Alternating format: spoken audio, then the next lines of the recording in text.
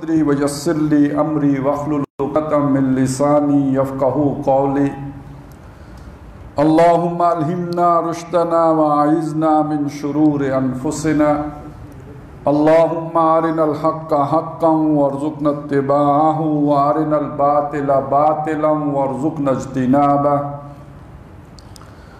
اللہم وفقنا لما تحب وترضى آمین یا رب العالمین۔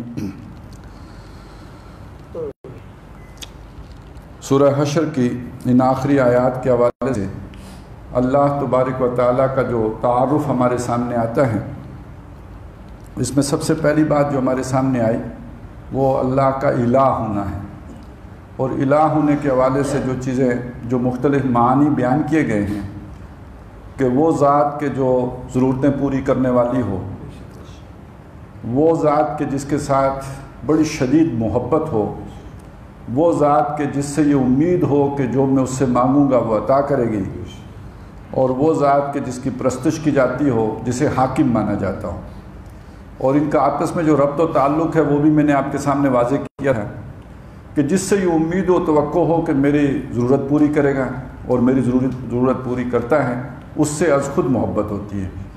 جس سے محبت ہو اس کا آدمی پرستار ہوتا ہے تو اس کی پرستش بھی کرتا ہے، اور پھر یہ کہ اس کا حکم ماننے میں بھی کوئی ہچکچاہٹ اور رکاوٹ نہیں ہوتی۔ اس کا جو دوسرا مترادف لفظ ہے وہ ہے رب، اور رب کا لفظ عربی زبان میں مالک کے معنوں میں بھی آتا ہے، ماسٹر، آقا، یعنی مالک سے ذرا آقا کا معنی وہ اس میں اور ایک رنگ جو ہے جامع، بلکہ اس میں ایک جیسے کہ گمبھیرتا آ جاتی ہے۔ مالک تو آدمی کسی چیز کا بھی ہوتا ہے، آقا جو ہے وہ تو پھر اس میں ایک طرح کی جو ملکیت کے ساتھ ساتھ تصرف کا معاملہ بھی آ جاتا ہے۔ تو رب کے معنی ایک طرف یہ کہ اس میں ایک خالق ہونے کے معنی بھی آتے ہیں۔ اچھا، رب کے اندر یہ معنی بھی ہے حفاظت کرنے کا معنی بھی، ربوبیت، پرورش کرنا، ربوبیت۔ اچھا، یہ الہ کے ان معنی کے ساتھ جڑ جاتا ہے، ضرورت پوری کرنے والا، احتیاج پوری کرنے والا۔ اچھا، رب کے معنوں کے اچھا یہ جو سورہ قریش میں رب کے حوالے سے جو بات آئی ہے، دو بنیادی صفات آئی ہیں کہ فَلْيَعْبُدُوا رَبَّ هَٰذَا الْبَيْتِ الَّذِي أَطْعَمَهُم مِّن جُوعٍ وَآمَنَهُم مِّن خَوْفٍ، جو بھوک میں کھلاتا ہے اور جو خوف سے امن دیتا ہے۔ تو یہ بنیادی گویا وصف ہے رب کا، جو بھی کسی کا مالک ہو، آقا ہو، وہ اس کی حفاظت کرنا اس کی ذمہ داری ہے، اور اس کی ضرورت پوری کرنا اس کی ذمہ داری ہے۔ ہم نے گھر میں بکری رکھی ہو تو بکری جو ہے خود اپنی گھاس نہیں پیدا کر سکتی، تو اس کا جو بھی چارہ ہے اس کا بندوبست کرنا اس کے مالک کی ذمہ داری ہے۔ اور اگر شیر اور بیڑیے وغیرہ سے حفاظت کرنی ہو تو وہ بھی بکری اپنی حفاظت خود تو نہیں کر سکتی، وہ اس کا جو مالک ہے، آقا ہے، اس کا کام ہے کہ اس کی حفاظت کرے۔ تو یہ بنیادی وہ جو ہے کام رب کے یہ ہیں جو خود قرآن نے بیان کیے ہیں۔ اچھا، یہی الہ کا معاملہ بھی ہے جو ہمارے سامنے آیا ہے، تو اس اعتبار سے بھی برابر ہو گیا۔ پھر جس معنی میں الہ کا مطلب حاکم ہے، جیسے ہم نے دیکھا ارائیت من اتخذ الہہ ہواہ، آپ نے دیکھا اس شخص کو جس نے اپنا الہ اپنی ہوائے نفس کو بنایا ہوا ہے، خواہش نفس کو بنا رکھا ہے، یعنی جو حکم اس کا جی دیتا ہے اس پر وہ عمل کرتا ہے۔ بالکل اس کے برابر رب کے معنی آئے ہیں، اتخذوا احبارہم و رہبانہم اربابا من دون اللہ، انہوں نے اپنے اخبار کو اور اپنے رہبان کو، درویش اور اللہ والے جو ہیں، ان کو رب بنایا ہوا ہے اللہ کے مقابلے میں، یعنی جو وہ کہتے ہیں اس کو مانتے ہیں۔ بلکہ اس کی تشریح میں تقریباً سارے ہی مفسرین نے یہ واقعہ لکھا ہے کہ ایک صحابی جو عدی بن حاتم جو مسلمان ہو گئے تھے، عیسائی تھے، اور انہوں نے حضور سے یہ بات اپنے اشکال رکھا سامنے کہ قرآن مجید کہتے ہیں کہ انہوں نے اپنے اخبار و رہبان کو رب بنایا ہوا ہے، تو ہم تو اپنے اخبار و رہبان کو رب نہیں مانتے تھے، ہم ان کی کوئی پوجا پاٹ تو نہیں کرتے تھے۔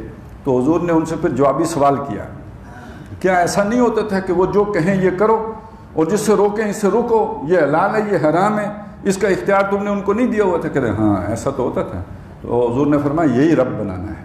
تو گویا حلت و حرمت کا اختیار جس کو دے دیا جائے، اور سے وہ یعنی اختیار تو اللہ کا ہی ہے، اور رسول بھی جب کہتے ہیں یہ شے حلال ہے یہ حرام ہے تو اللہ کی سند پیش کرتا ہے، اللہ نے حرام کیا، اللہ کی طرف سے حرام ہوئی ہے۔ وَمَا يَنطِقُ عَنِ الْهَوَىٰ إِنْ هُوَ إِلَّا وَحْيٌ يُوحَىٰ، اپنی مرضی سے نہیں کرتا، جو اس کی طرف وحی کیا جاتا ہے وہی وہ بات کہہ رہا ہوتا ہے۔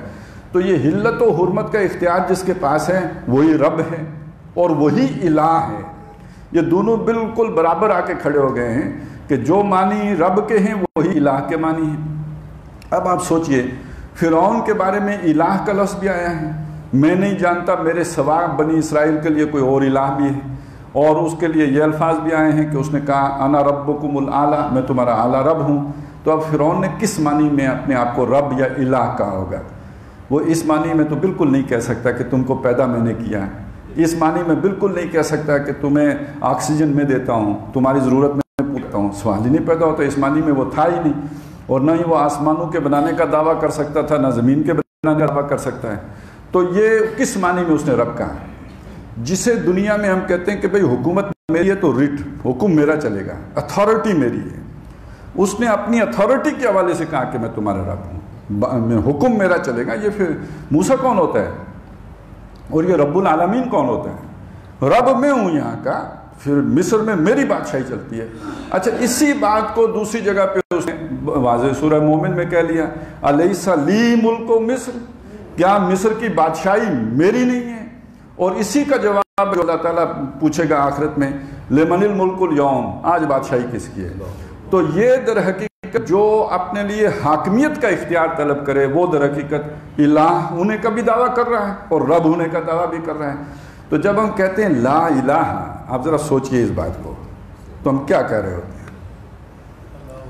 یہ جب تک پورا معنی مفہوم ذہن میں ہو تو اقبال کی وہ بات سمجھ میں ہی نہیں آئے گی کہ چومی گویم مسلمانم بلرزم کے دانم مشکلات لا الہ رہا. اگر تو یہ صرف وہ چند کلمات ہیں جن سے ثواب حاصل ہو جاتا ہے تو وہ تو پڑھنے میں کوئی مشکل نہیں. آپ ہزاروں دفعہ روز پڑھ لیں، لاکھوں دفعہ پڑھ لیں، لیکن اس کا اگر معنی وہ ہے کہ میں کسی الہ کو نہیں مانتا، یعنی کسی حاکم کو نہیں مانتا، کسی کی اتھارٹی نہیں مانتا، کسی کو بڑا نہیں مانتا، کسی کا حکم نہیں مانتا، تو یہ کلمہ تو بغاوت کا کلمہ ہے. یہ تو لڑائی شروع کرا دے گا. یعنی آپ ذرا سوچئے ایک بات کو، بڑی سادہ سی مثال ہے. گاؤں ہے، اس کا ایک چودھری ہے. چودھری نے کوئی پروٹوکول بنایا ہے، کوئی اپنا جو بھی ایک اصول رکھے ہیں. ایک شخص ہے جو اس کا مزارع ہے، وہ اس میں کوئی کمی کوتاہی کر دیتے ہیں. تو زیادہ سے زیادہ کیا ہوگا؟ چودھری گالی گلوچ کرے گا، 2 تھپڑ مار دے گا، کوئی ذرا تھوڑی جو ہے وہ تھوڑی بہت کوئی سزا دے دے گا. لیکن اگر چودھری کو یہ معلوم ہو جائے کہ یہ دوسرے گاؤں کے چودھری کے ساتھ مل گیا ہے تو اب تو چودھری نہیں برداشت کرے گا. اب تو چودھری جو ہے نا، اس نے بے شک حکم پورا کیا ہو، اس چودھری کی ساری باتیں مانی ہوں اور اس کے تمام احکام پر پورا اترا ہو، لیکن وفاداری دوسرے چودھری کے ساتھ ہو گئی ہے. اب یہ بغاوت ہے. یہ اس کے بعد یہ چودھری برداشت نہیں کر سکتا. تو آپ اگر یہ کہیں کہ میں اللہ والا ہوں، میں تو فرعون کہے گا میں گردن اڑاؤں گا. اس نے کیا کہا تھا جادوگروں کو؟ انہوں نے کہا تھا کہ بھئی بات یہ ہے کہ میری اجازت کے بغیر، دیکھیے یہ اجازت کا مطلب پرمیشن، یہ جیسے NOC ہوتی ہے نا کہ جی مجھے کوئی آبجیکشن نہیں ہے، آپ اگر ان چودھری صاحب کے ساتھ بھی تعلقات رکھیں تو مجھے کوئی اعتراض نہیں ہے، تو وہ تو NOC ہو گئی نا. آپ میری اجازت کے بغیر تم کلمہ پڑھ گئے ہو، کوئی الہ نہیں ہے سوائے اللہ کے، تو جھگڑا ہو گیا یا نہیں ہو گیا؟ اور گردن کا سوال کھڑا ہو گیا فوراً یا نہیں کھڑا ہو گیا؟ یہ تو کلمہ بغاوت ہے. تو چومی گویم مسلمانم بلرزم کے دانم مشکلات لا الہ رہا.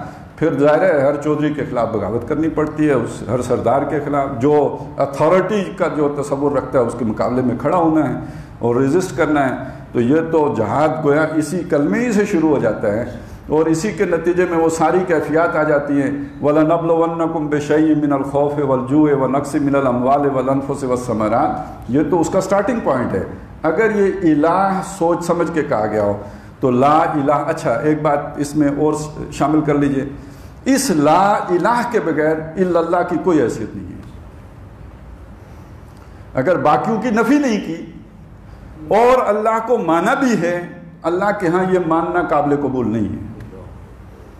وَمَنْ يَكْفُرْ بِالطَّاغُوتِ وَيُؤْمِنْ بِاللَّهِ، جس نے طاغوت کا انکار کر کے، اس کو رد کر کے، اس کو جھٹس کر کے پھر اللہ کو مانا، فَقَدْ اسْتَمْسَكَ بِالْعُرْوَةِ الْوُثْقَىٰ، اس نے مضبوط کنڈا پکڑا. باقی یہ کہ یہ تو آج اس ہمارے زمانے میں آ کے ہوا ہے نا کہ بے خدا تہذیب ہے، کہتے گاڈ لیس سوسائٹی ہے. لیکن اس سے پہلے تو زمانے میں ایسا نہیں ہوتا تھا. چند لوگ آٹے میں نمک سے بھی کم ایسے ضرور ہوتے تھے جو دہریے ہوتے تھے، لیکن یہ کہ لوگ اللہ کو مانتے تھے، ساتھ بت بھی پال لیتے تھے. یہ بھی ہے وہ بھی ہے. کچھ اختیار جو ہے وہ محبت کی دیوی کے پاس ہے، تو کچھ جو ہے دولت کی دیوی کے پاس ہے. تو یہ تو دیویاں دیوتے بنا لیتے تھے، لیکن یہ سارے آپ کو معلوم ہے چھوٹی جی سے لکھے جاتے تھے. ان کی وہ یعنی یہ کمال نہیں رکھتے تھے قدرت میں، بس ایک کچھ اختیار ان کے پاس ہوتا تھا، یہی فرشتوں کے پاس تھا. تو اسی لیے قرآن مجید جگہ جگہ کہتا ہے وَلَا تَدْعُوا مَعَ اللَّهِ إِلَٰهًا آخر، اللہ کے ساتھ کسی اور الہ کو مت پکارو. یہ اللہ کے ساتھ کسی اور الہ کو پکارنا ہے، یہی تو شرک ہے. جیسے شراکت، پارٹنر بنانا، اللہ کے اختیار میں کسی اور کو پارٹنر نہ بناؤ. تو اب یہ سمجھ لیجئے کہ یہ جو لا الہ ہے یہ بتاتا ہے کہ میں نے کسی اور کو نہیں مانا ہے، کسی اور کے کسی اختیار کا میں قائل ہی نہیں ہوں. یہ کون فرعون ہے جو گردن اڑا سکے؟ زندہ رکھنے کا کام تو وہ کرتا ہے. اسی لیے اکثر لا الہ کے ساتھ الحی القیوم بھی آ جاتا ہے. خود زندہ ہے، قائم رکھے ہوئے ہے، میرا وجود اس کے قائم رکھے قائم ہے. یہ کسی نے مجھے یہ وجود نہیں دیا، نہ کوئی مجھے مار سکتا ہے نہ جلا سکتا ہے. وہ زندہ رکھتا ہے، وہ مارتا ہے. انا احیی و امید، تو وہ جو یہ دعویٰ کرے تو وہ بھی در حقیقت اس نے بھی الہ ہونے کا دعویٰ کیا. نمرود نے کہا تھا نا حضرت ابراہیم علیہ السلام کو. تو بہرحال کہنے کا مطلب یہ ہے کہ یہ الہ کے اندر ہی سارا دین ہے. اگر آدمی اس کو سمجھ لے، الہ کو سمجھ لے، رب کو سمجھ لے، اصل دین سمجھ میں آ جائے گا. اور وہ دین در حقیقت بہرحال جھگڑے والا دین ہے، کیونکہ دوسرے کے اتھارٹی کو چیلنج کرنے والی بات ہے، اور سب کی اتھارٹی کو اللہ کی ذات کی طرف مرتکز اور مرکوز کرنے کی بات ہے. اور یہ جن کی چودراہٹ ہوتی ہے انہیں گوارا نہیں ہوتا، وہ لڑائی پہ اتر آتے ہیں. آخری بات اس ضمن میں عرض کروں، ہر آدمی سمجھ سکتا ہے کہ، اور آج کے دور میں تو بہرحال سیانے لوگ زیادہ ہی سمجھتے ہیں، کاروباری سیانے جو جنہیں لوگوں کو مینج کرنا ہوتا ہے، کہ آپ کے پاس 50 ملازم ہوں، ان میں سے ایک ملازم اللہ سے ڈرنے والا متقی پرہیزگار ملازم ہو، وہ آپ کے لیے فائدہ مند ہوگا یا نقصان دہ ہوگا؟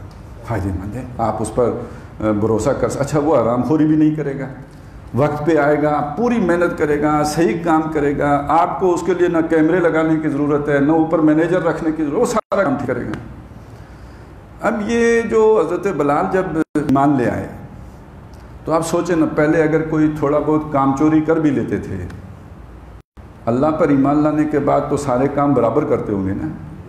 ان کے آقا کو کیا تکلیف ہو گئی تھی؟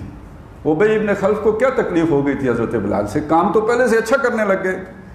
ہم تو شکر کرتے ہیں کہ کوئی بندہ اگر ہمارا جا کے چلہ لگا لے تبلیغی، واپس آ کے بہت نیک ہو جاتا ہے. پہلے اگر اس کی ان پٹ جو ہے وہ 40,000 کی ہے تو اب 60,000 کی ہو جاتی ہے. تو تنخواہ تو 20,000 ہی لے گا نا بیچارہ، وہی پہلے لیتا تھا اتنی ہی لے گا. کوئی تقویٰ کی تنخواہ تو ہوتی نہیں. تو یہ حضرت بلال کے آقا کو کیا مسئلہ ہو گیا تھا؟ مسئلہ اتھارٹی کا تھا. حضرت بلال نے اس کی اتھارٹی کو چیلنج کر دیا، رب میں تمہیں نہیں مانتا، میں رب اب کسی اور کو مانتا ہوں. لہذا وہ جو میں نے چودھری والی مثال دی تھی اس کا ثبوت بھی ہمارے سامنے آ گیا کہ ایک آدمی پہلے سے زیادہ ایفیشینٹ ہو گیا، پہلے سے زیادہ جو ہے اچھے طرح سے کارکردگی دکھانے والا ہو گیا، لیکن اس کے مالک کو گوارا نہیں ہے، کیونکہ اس نے اس کی وہ اتھارٹی جو رب والی اتھارٹی ہے اس کو چیلنج کر دیا. میں تجھے رب نہیں مانتا، میں اب کسی اور کو رب مانتا ہوں. تو یہ ہے پہلی بات، یہ اللہ کون ہے؟ الہ ہے. اللہ کون ہے؟ اللہ رب ہے. تو هو اللہ لا الہ الا ہو، وہ اللہ وہ ہے جس کے سوا کوئی الہ نہیں ہے. اگلی بات سنیے، عالم الغیب والشہادہ، وہ غیب اور شہادت یعنی جسے ہم حاضر کہتے ہیں، موجود کہتے ہیں، جو ہمارے حواس کی گرفت میں آتا ہے، اس سب کا جاننے والا ہے، علم والا ہے.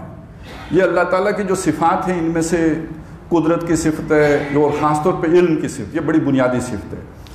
انسان کو جو شیطان اللہ کے حوالے سے مغالطے دیتا ہے اور دے سکتا ہے، ان میں سے بڑا اہم مغالطہ اللہ کے علم کے بارے میں، اور ہر دور میں رہا ہے. یہ کوئی صرف ہمارے دور کا مسئلہ نہیں ہے، ہر دور میں رہا ہے. بلکہ بعض اعتبارات سے وہ اس چیز میں اس دور میں کمی آئی ہے، کیونکہ اب خود ہمیں بھی معلوم ہو رہا ہے کہ ہمارا علم محدود ہے. وگرنہ یہ کہ پہلے تو انسان کے لیے یہ سمجھنا بھی مشکل تھا، خود شعوری علم کے اعتبار سے مشکل تھی. بہرحال جو بات اصل ہے وہ سمجھ لیجئے کہ علم کے بارے میں جو مغالطہ ہو سکتا ہے وہ ہماری سمجھ میں ہی نہیں آتا جو بات، کیونکہ ہم کسی لامحدود کا کوئی تصور نہیں کر سکتے.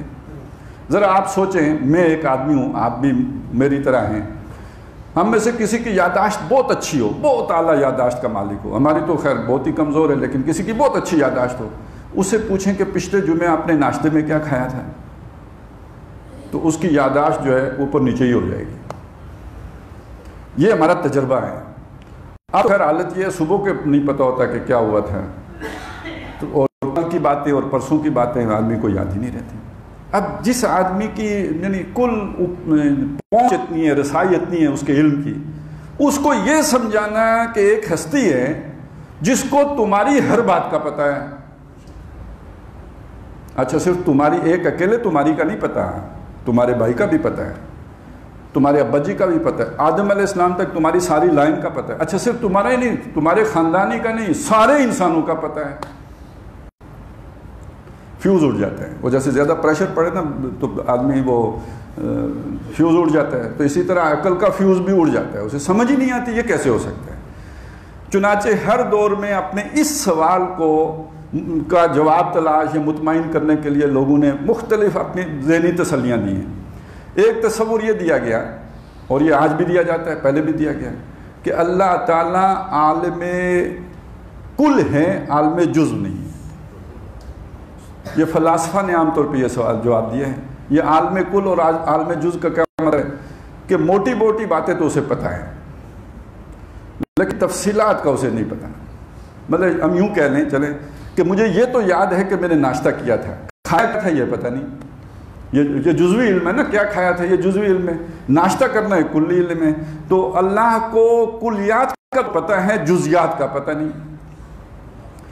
اس کی نفی ویسے قرآن مجید نے بہت سے مقامات پر کی ہے، لیکن بالکل کھول کے جو کی ہے وہ سورہ حامیم سجدہ میں کی ہے کہ تمہارا گمان اللہ کے بارے آ گئے ہو نا، اور وہاں پہ انسان کی جب جلدیں گوائیاں دیں گی اور اس کے ہاتھ اور پاؤں گوائیاں دیں گے، تو وہ اپنی جلدوں سے کہے گا لما اشہدتم، تم نے کیوں گواہی دی؟ وہ جواب دیں گے قالوا انطقنا اللہ الذی انطق کل شیء، ہمیں اس ذات نے بلوا دیا جس نے ہر شے کو بولنے کی صلاحیت دی ہے۔ ہر کوئی بولتا ہے، وہ ہمیں نہیں پتہ، ہمیں تو باقی چیزوں کے بولنے کا نہیں اندازہ کہ کیسے بولتی ہیں۔ وَإِن مِّن شَيْءٍ إِلَّا يُسَبِّحُ بِحَمْدِهِ وَلَٰكِن لَّا تَفْقَهُونَ تَسْبِيحَهُمْ، ہر شے اللہ کی تسبیح کر رہی ہے لیکن تم نہیں سمجھ سکتے۔ اسی طرح ہر شے بولتی ہے تو تسبیح کرتی ہے، ہماری سمجھ میں نہیں آتا۔ تو جس نے ہر شے کو بولنے کا مادہ دیا ہے اس نے ہمیں بھی بلوا دیا، ہم نے گواہی دے دی۔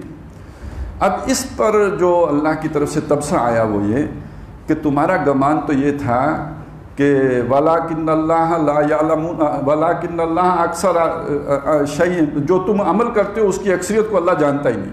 تمہارا گمان یہ تھا کہ تمہارے اکثر اعمال سے اللہ واقف ہی نہیں ہے، جزیات کا اسے پتہ ہی نہیں، موٹی موٹی باتوں کا پتہ ہے، جزیات کا اس کو پتہ نہیں۔ ذَلِكُمْ ظَنُّكُمُ الَّذِي، یہ تمہارا وہ گمان تھا، یہ تمہارا وہ یقین تھا، ارداکم، جس نے تمہیں برباد کیا، جس نے تمہیں دلیری دے دی نا، آدمی دلیر ہو گیا، میں ابھی رات کے اندھیرے میں یہ ذرا تھوڑی سی حرکت کر رہا ہوں مخفی سی، تو اس کا اللہ کو کیا پتہ ہے۔ اچھا اسی کا جواب کہیں دیا کہ اللہ تو وہ ہے یعلم خائنۃ الاعین، جو آنکھوں کی چوری کو بھی جانتا ہے۔ تو یہ در حقیقت جس چیز کی نفی کی گئی وہ یہ ہے کہ اللہ تعالیٰ کا علم ایسا ہے کہ اس سے کوئی شے بھی جو ہے اوجل نہیں۔ اچھا اسے بالکل جو ٹھوس انداز میں کنکریٹ فارم میں جو بیان کیا، وہ آخرت میں جب لوگ اپنے اعمال دیکھیں گے تو جو جس طرح اس کا اظہار کریں گے، اور کہ یہ کیا کتاب، مال حاضر کتاب، کیسا اعمال نامہ ہے، کیسا ریکارڈ ہے، لا یغادر صغیرۃ ولا کبیرۃ الا احصاها، اس نے کوئی چھوٹی سے چھوٹی شے اور کوئی بڑی سے بڑی شے نہیں چھوڑی مگر گن کے رکھی ہے۔ کلیات بھی گن کے رکھے ہوئے ہیں، جزیات بھی سارے کے سارے جو ہے وہ شامل ہیں، کوئی شے ہمارے ریکارڈ کی ہماری نگاہوں سے اوجل ہے ہی نہیں۔ اور یہ کہ یہ بڑا عجیب عمل ہے، لا یغادر صغیرۃ ولا کبیرۃ الا احصاها ووجدوا ما عملوا حاضرا، اور جو اعمال انہوں نے کیے ہوں گے اپنے سامنے پائیں گے، ان کو کوئی شے پوشیدہ نہیں رہے گی، پھر چھپی ہوئی نہیں رہے گی۔ تو اب اس چیز کو ایک اور انداز میں قرآن بیان کرتا ہے کہ اللہ تعالیٰ کا علم وَهُوَ بِكُلِّ شَيْءٍ عَلِيمٌ۔ اچھا مجھے یہ سب سے زیادہ پسند ہے، اس لیے کہ دیکھیے کل جو ہے آج سے 2000 سال پہلے کوئی بہت ہی جو ہے وہ عالم فاضل آدمی ہو، اس کا کل کیا تھا؟ یہ دو پہاڑوں کے درمیان جس وادی میں وہ رہتا ہے، نیچے بچھی ہوئی زمین ہے، دائیں بائیں یہ اٹھے ہوئے پہاڑ ہیں، اوپر ایک آسمان ہے، اور اس کے جو بھی اونٹ ہے اور بکریاں ہیں اور ان کی جو چھوٹا موٹا سبزی اور جو کھیتی باڑی ہے، یہ اس کا کل علم ہے۔ تو وہ اس کل کی حد تک اسے بتا دیا گیا جتنا تمہارا علم ہے اس سب کا اللہ کو پتہ ہے۔ آج کے انسان کا کل کیا ہے؟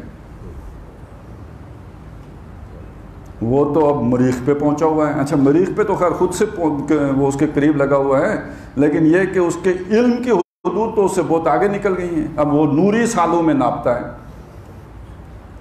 لہٰذا آج کا کل تو بہت مختلف ہو گیا ہے۔ اب دیکھیے وہی کل کھلتا چلا گیا ہے۔ ایک زمانے میں کل بہت چھوٹا سا، اچھا بچے کا کل کتنا ہوگا؟ اس کا کل علم، اور اسی طرح اس کے باپ کا کل، اور ایک مزدور کا کل، اور ایک پی ایچ ڈی کا کل۔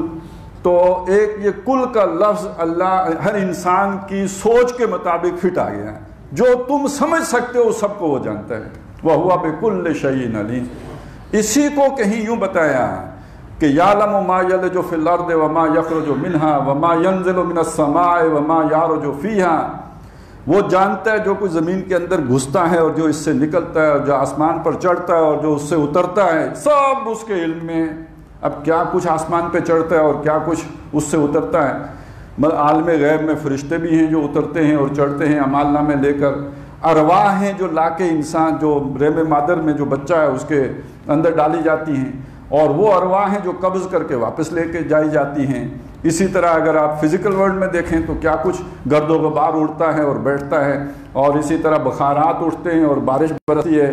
تو نہ معلوم کیا کیا ہے جو چڑھتا ہے اور اترتا ہے اور زمین میں گھستا ہے، حشرات الارض سے لے کر بیجوں تک، اور وہاں سے نکلتا ہے جو کچھ بھی، اور اسی طرح مردے جو دفن ہوتے ہیں، تو کیا کچھ ہے کہ جو زمین میں گھستا ہے اور زمین سے نکلتا ہے، یہ سب کا سب اس کے علم میں ہے، سب وہ جانتا ہے۔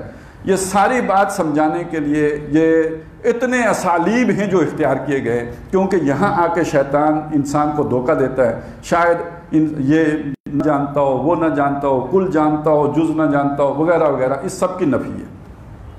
اسی میں یہ بھی ایک پہلو ہے انسان کو سمجھانے کے لیے کہ وہ غیب اور ظاہر کا جاننے والا ہے، عالم الغیب والشہادہ۔ یہ جو دو عالم ہیں، اس میں بہت اہم نکتہ ہے کہ جب اللہ تعالیٰ انسان سے کلام کرتا ہے تو اپنے علم کی سطح پہ نہیں کرتا ہے، وہ انسان کے علم کی سطح پہ بات کرتا ہے۔ ظاہر ہے آپ نے بچے کو بات سمجھانی ہو تو آپ بچے کی ذہنی سطح کے مطابق بات کریں گے، تب اس کی سمجھ میں آئے گی۔ تو اللہ تعالیٰ جب انسانوں کو سمجھاتا ہے تو ان کے تصورات کو سامنے رکھتے ہوئے بات کرتا ہے۔ تو یہ غیب اور شہادت اللہ کے لیے نہیں ہے، اللہ کے لیے کوئی شے غائب ہے ہی نہیں، سب اس کے سامنے ہے۔ یہ انسانوں کے لیے ایک عالم غیب ہے، ایک عالم شہادہ ہے۔ عالم غیب ہم اسے کہتے ہیں کہ جو ہمارے حواس خمسہ کی گرفت میں نہیں آتا ہے، جس کے بارے میں سائنس کہے گی کہ معلوم نہیں ہے اور معلوم نہیں کہ نہیں ہے۔ یعنی یہ بڑا ایک جسے کہتے ہیں نا ایک عالمانہ انداز ہے کہ ہم انکار اس لیے نہیں کرتے کہ ہم ثابت نہیں کر سکتے کہ نہیں ہے۔ اللہ کو نہیں مانتے، سائنس یہ کہہ نہیں سکتی کہ نہیں مانتے، کیونکہ اسے ثابت کرنا پڑے گا کہ نہیں ہے، ثابت تو وہ کر نہیں سکتی، اور مانتے بھی نہیں ہیں کیونکہ ہم یہ ثابت بھی نہیں کر سکتے کہ ہے۔ تو خالص سائنٹیفک بات تو یہ ہوگی، نہ ہمیں معلوم ہے کہ ہے، نہ ہمیں معلوم ہے کہ نہیں ہے۔ اسی طرح فرشتے ہیں، جسے ہم ایمان بالغیب کہتے ہیں، وہ جو سورہ بقرہ کے بالکل ابتدا میں کہا گیا، یہ متقین کون ہیں؟ الذین یؤمنون بالغیب، یہ وہ ہیں جو غیب پر ایمان رکھتے ہیں۔ غیب وہ امور کہ جو ہمارے حواس خمسہ کی گرفت میں نہیں آتے۔ اور اگر میں اس کو یوں کہہ لوں کہ غیر سائنسی حقائق، بڑی عجیب بات لگے، حقیقت تو وہ ہوتی ہے جو سائنٹیفکلی پرووڈ ہو، لیکن میں الٹی بات کہہ رہا ہوں، وہ حقائق جو غیر سائنسی ہیں، اسے ہم کہتے ہیں ما بعد الطبیعات حقائق، یعنی جو میٹافزیکل ریئلٹیز ہیں، وہ ہم ایمان بالغیب سے مانتے ہیں۔ وہ اب دیکھیں یہ بھی ایک اہم مسئلہ ہے علم کے حوالے سے، یہ ہمارا علم ہے نا جو ہمیں حواس خمسہ سے حاصل ہوتا ہے، یہ سمجھ لیں کہ یہ علم کی ایک سورس ہے۔ علم کی اس سے زیادہ ایتھنٹک سورس ہوا ہے جو نبیوں کے ذریعے ہمیں علم حاصل ہوتا ہے۔ چنانچہ یہ ہمیشہ یہ تقسیم رہی ہے، العلم و علمان، علم دو ہیں، ایک علم بالحواس ہے اور ایک علم وحی ہے. یہ جو علم بالوحی ہے اس کو علم بالادیان بھی کہتے ہیں, اور یہ جو علم بالحواس ہے اسے علم ابدان بھی کہتے ہیں, جسم باڈیز کا علم. تو العلم و علمان, علم الابدان و علم الادیان. تو وہ جو وحی کے ذریعے سے علم حاصل ہوتا ہے وہ دین کا علم ہے, اور وہ سب سے زیادہ جو مبنی پر حقیقت علم ہے. باقی جو آنکھ کان وغیرہ حواس سے علم حاصل ہوتا ہے تو بہرحال یہ بھی ثابت شدہ ریئلٹیز ہیں. لیکن اصل بات کیا ہے, علم ہی کی دو شاخیں, یہ ایک وحدت ہے, غیر منقسم وحدت ہے. ان میں آپس میں کوئی تضاد نہیں ہے, کوئی ٹکراؤ نہیں ہے, کوئی ان کے درمیان جھگڑا نہیں ہونا چاہیے, اس لیے کہ کائنات بنائی کس نے؟ اللہ نے. اور یہ جو وحی ہے یہ کس کی طرف سے آیا؟ اللہ کی طرف سے. تو یہ اللہ کا کلام ہے, وہ اللہ کا کام ہے. تو کسی معقول آدمی کے قول و فعل میں تضاد نہیں ہوتا, تو اللہ کے قول و فعل میں کیوں تضاد ہوگا؟ تو قرآن کا در حقیقت سائنس سے جھگڑا ہے ہی نہیں. جھگڑا آ کے پیدا ہوتا ہے اصل میں جو ہوتا بھی ہے سوشل سائنسز میں ہوتا ہے, علم سیاسیات میں ہوتا ہے, عمرانیات میں ہوتا ہے, اکنامکس میں ہوتا ہے, سود حلال ہے کہ حرام ہے, جھگڑے سارے ادھر ہیں, سائنس اور قرآن کا کوئی جھگڑا نہیں. تو بہرحال جو بات ہو رہی تھی وہ کہ جو سائنس کا میدان ہے یہ علم ظاہر ہے, علم یہ جو عالم ظاہر, عالم شہادہ. اور وہ میدان جو سائنس کی پہنچ سے دسترس سے باہر ہے یہ عالم غیب ہے, اور اللہ کے لیے کچھ غیب نہیں. عالم الغیب والشہادہ, وہ غیب اور ظاہر دونوں کا جاننے والا ہے. اچھا, ایک اور عالم اس غیب اور شہادت کے حوالے سے بڑا اہم ہے, اس کو بھی سمجھ لیجئے. ایک چیز ہمارے سامنے ہو رہی ہے, ہماری نگاہوں کے سامنے ہو رہی ہے.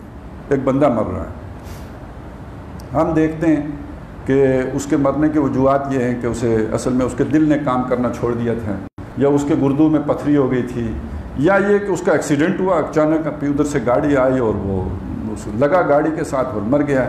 یہ اسباب کی سطح پر یہ عالم شہادت ہے, ہم دیکھ رہے ہیں, ہمارے سامنے ہو رہا ہے. ایک عالم غیب ہے اسی بندے کے حوالے سے, وہ ہمیں نظر نہیں آ رہا, وہ وہاں پہ کوئی کارندہ ہے غیب کا کہ جس نے اس کے دل کو مٹھی میں پکڑا ہوا ہے, دھڑکنے نہیں دے رہا. ہم سمجھتے ہیں جناب ہارٹ فیلیور ہو گیا ہے, یہ فیلیور نہیں ہوا ہے, یہ بلاک کیا گیا ہے, اس کو کیپ کیا گیا ہے, اس کو روک دیا گیا ہے. یہ عالم غیب ہے, ہمیں نہیں نظر آئے گا. ایکسیڈنٹ ہوا ہے, گاڑی آئی تیز رفتار تھی, ڈز ہو گئی اور چلا گیا. اور غیب میں کیا ہے, وہ کوئی خضر آیا, اس نے ٹکر ماری اور کام تمام ہو گیا.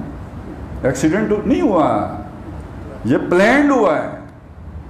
اب وہ نظر ہمارے پاس نہیں ہے کہ اسے دیکھیں. وہ تھوڑے دنوں کے لیے حضرت موسیٰ کو دی گئی تھی کہ ذرا دیکھو نا یہ کشتی کے ساتھ کیا ہوا ہے, یہ دیکھو کیا ہوا ہے.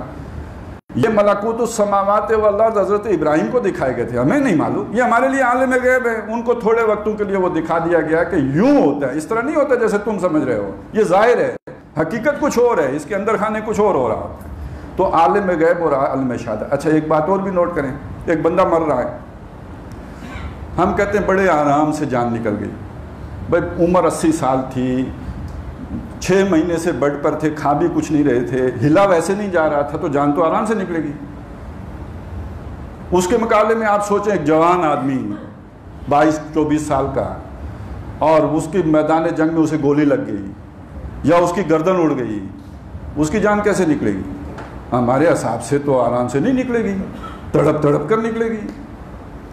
تو یہ ہم ظاہر میں دیکھ رہے ہیں کہ آرام سے نکلی ہے, کہ مشکل سے نکلی ہے, اور تڑپ تڑپ کر نکلی ہے, اور کیسے نکلی ہے.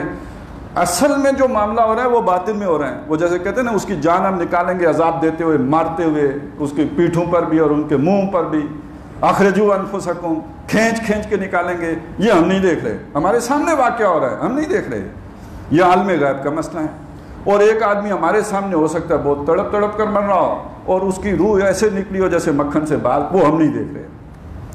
تو یہ عالم غیب اور عالم شہادت, اللہ دونوں کا جاننے والا ہے. ہمیں ایک نظر آتا ہے, دوسرا نظر نہیں آتا. تو ایک تو لا الہ, یعنی اب اس کا لا الہ کے ساتھ کیا تعلق ہے؟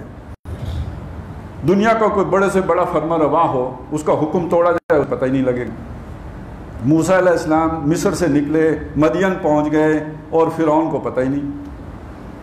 وہ الہ وہ ہے جو سب جس کی نگاہ میں, کچھ چھپا ہوا اس سے نہیں ہے. لا الہ الا ہو عالم الغیب والشہادہ, وہ سب جاننے والا ہے, اس کی نگاہوں سے کچھ نہیں ہے، سب اس کی نگاہوں کے سامنے ہے۔ اور اس کا آخری تعارف بڑا دلچسپ ہے اس آیت میں کہ هو الرحمن الرحیم، بادشاہ ظالم ہوتے ہیں۔ اور جہاں یہ اتھارٹی ہو، آپ سوچو جس کے علم سے ورے کچھ نہ ہو اور طاقت اس کی یہ ہو، دنیا میں کیا ہوتا ہے؟ دیکھیں ہم نے جب انسانوں کا مشاہدہ کیا تو ایک اصول بنایا، اتھارٹی ٹینڈ ٹو کرپٹس، وہ کرپٹ کرتی ہے، اور ایبسولوٹ اتھارٹی کرپٹس ایبسولوٹلی، اور یہاں ایبسولوٹ کا بھی دادا ہے۔ تو ساتھ جو صفت آئی وہ کیا آئی؟ وہ الرحمن ہے، الرحیم ہے، نہایت مہربان، نہایت رحم کرنے والا۔ وہ انسانوں کے لیے ظالم نہیں ہے، سختی کرنے والا نہیں ہے، اس کی رحمت ہر سو ہے۔ وسعت رحمتی کل شیء، میری رحمت نے ہر شے کو آتے میں لے رکھا ہے، سب پر وسیع ہے میری رحمت۔